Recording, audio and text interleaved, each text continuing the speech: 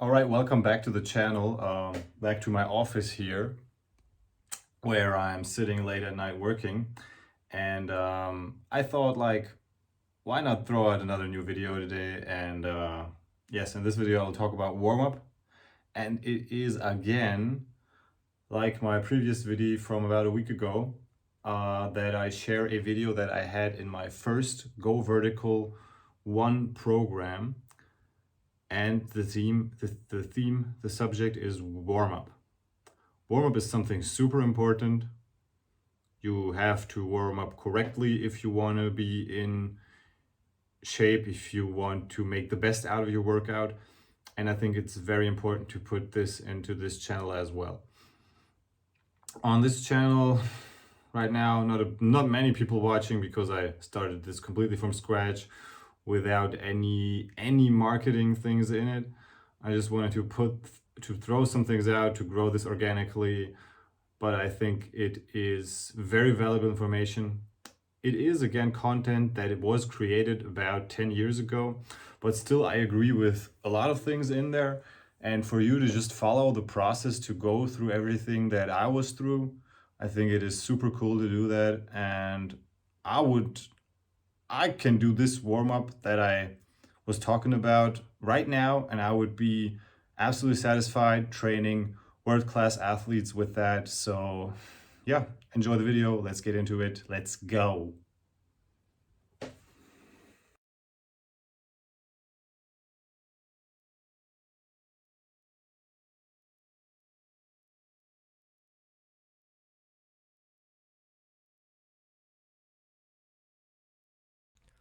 Let's get into it. Every speed strength training should start with warm-up. You are not a lion who is just up to take down a gazelle. You are an athlete who is preparing for his workout.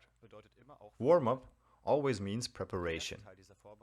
For the first part of this preparation, it is about warming up your muscles and bring your metabolism to a slightly higher level. To be honest, I don't care how you do this. Have fun. I sometimes go outside or in the gym and I go for a few dribblings until I feel prepared. With a soccer ball, you can also have some fun and especially warm up your feet by kicking or dribbling a bit. Of course, you can also just jog a few minutes or do rope skipping or whatever you feel like. What is important are the following things. Your heart rate should go up slightly. Your breath frequency should go up a bit as well, and when you just start to sweat a little, you are definitely on the right track. Warming up should not exhaust you. You shouldn't feel tired. An ideal warm-up normally doesn't take longer than 10 to 12 minutes, and usually not less than 5. When you feel tired and drenched in sweat, you have to take a few steps from the gas next time. When you are all prepared, we get into some new exercises. This is the second part of the warm-up. It's important to continue in a dynamic way. We are preparing for movement, and we want to activate certain muscles that we need during the following practice, because they will be exposed to a higher workload. There are hundreds of exercises you can do. I will show you 8 out of my repertoire. You can do these, but feel free to add some more exercises.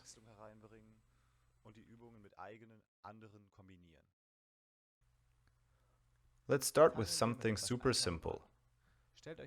From a standing position, feet shoulder-width apart, squat down a little until your fingers touch the ground, bounce up with about 60 to 70% of your force, land softly, and try to bounce up as elastic as possible as soon as your fingers touch the ground again. Repeat that 8 times. Exercise number 2 is the push-up. Try to go up a bit more explosive than usual. Only do push-ups as a warm-up when they are easy for you.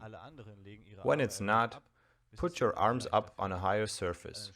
The higher you go, the easier it will be.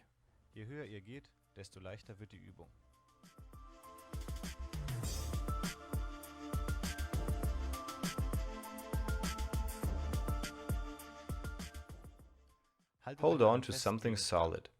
A low bar, or if you are at home, a solid table or a chair, or a doorknob. Just make sure you have enough space around you so you don't hurt yourself and you don't damage something. Start with swinging one leg. Try to increase the height of the swing to engage more muscle fibers into the exercise. Increase slowly, don't hurt yourself. That takes some time. Switch legs after 10 repetitions.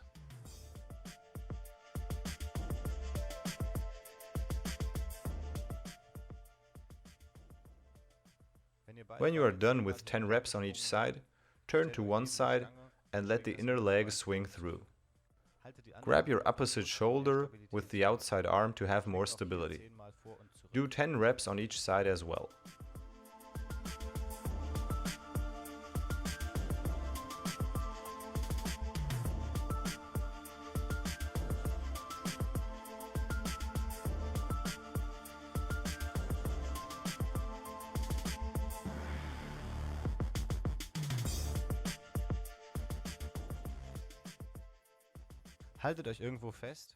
Again, hold on to something. Grab your ankle with one hand and lean back while applying a dynamic stretch to the front of your upper leg muscles. 10 repetitions per side are absolutely fine. 10 Wiederholungen pro Bein reichen aus.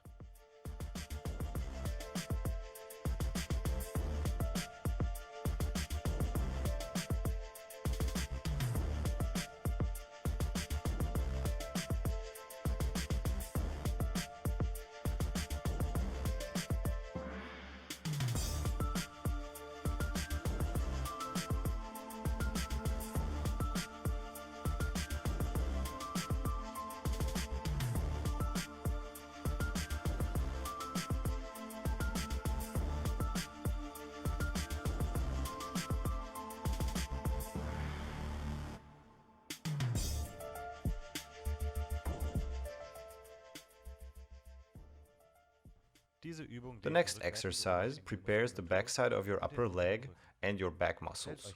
Stand hips width apart and lean over without bending your knees.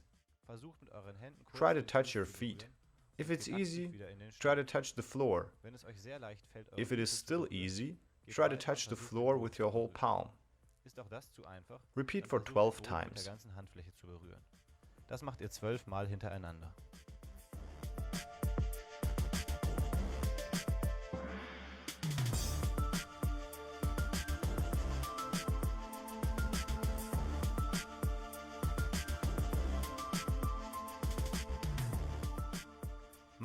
Take a long step. Try to stay upright in your torso while bringing your foot below your knee. If you are not there, your step is too short and you should make it longer. Sollte er zu klein sein, müsst ihr den Schritt länger setzen.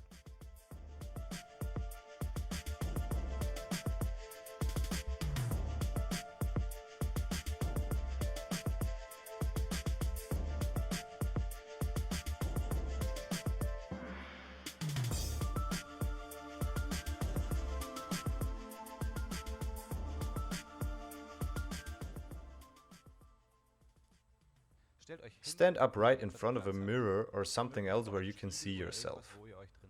Hold your hands up next to your body and rotate from one side to another without moving your head and your neck. Rotate 10 times on each side.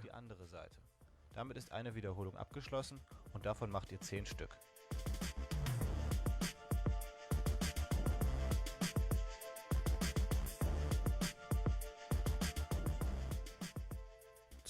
Finally, an exercise to activate your calves.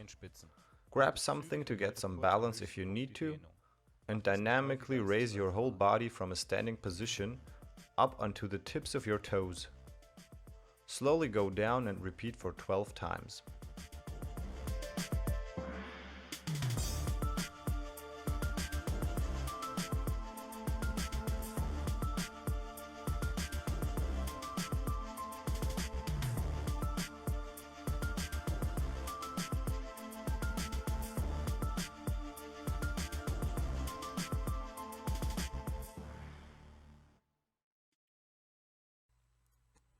These exercises should be done 2 times before you start the speed strength training.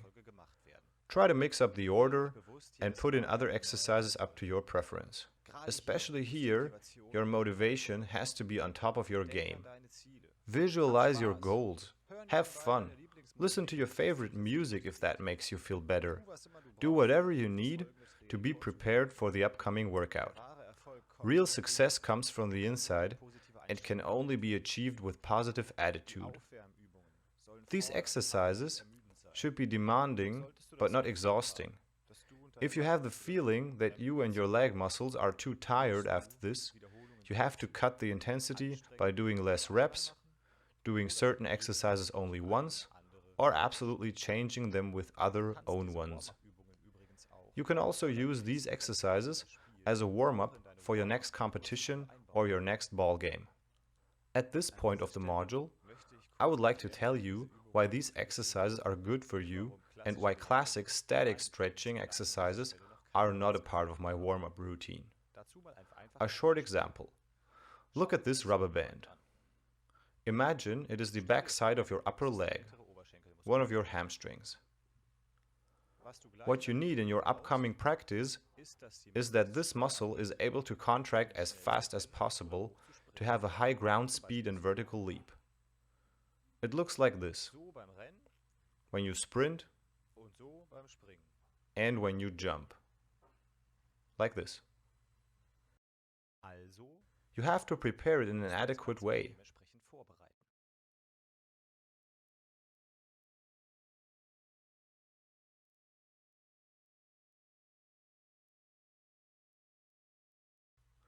When you do static stretching, it looks like this.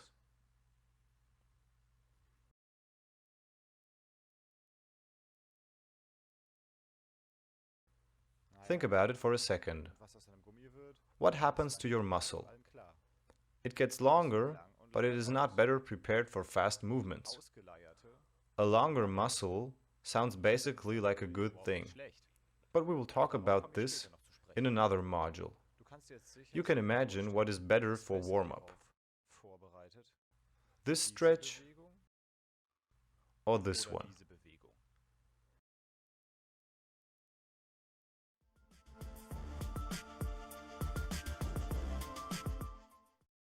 Keep in mind, this is about preparation.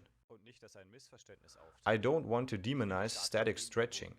It plays an important part in my training program. It improves your elasticity, which is very important, but just before a basketball or a handball game, a long jump attempt, a 100-meter sprint, and all of the other fast movements, including speed strength training, I encourage you to stay away from it. After your practice, or on recovery days, there you can have a stretching session to improve the elasticity of your muscles and your overall flexibility. Dort dehnt man sich statisch, die Elastizität der Muskeln und damit die Beweglichkeit zu verbessern.